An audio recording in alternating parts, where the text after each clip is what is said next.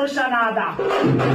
ಹೇ ವೀರಭದ್ರ, ಹೇ ವೀರಭದ್ರ ಎನ್ನುವ ಕೂಗಿಗೆ ಬಲರೇ ಮದನ ವೈರಿಯ ಮುಂದೆ ಒದಗಿ ಹೋಮವನಿಟ್ಟಲು. ಮದನ ವೈರಿಯ ಮುಂದೆ ಒದಗಿ ಹೋಮವನಿಟ್ಟಲು.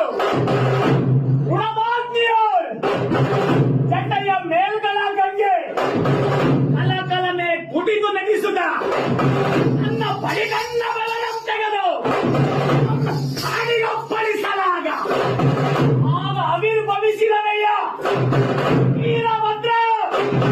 ಹೇ ವೀರಭದ್ರ, ಹೇ ವೀರಭದ್ರ ಎಂದನುವ ಕೂಗಿಗೆ 1008 ಬಿರುದಾವಳಿಗಳನ್ನೊತ್ತಿಕೊಂಡು ಹೊರಗುರು ವೀರಭದ್ರ ದಕ್ಷ ಬ್ರಹ್ಮನ ಮನ ನಡಗಿಸಿದ.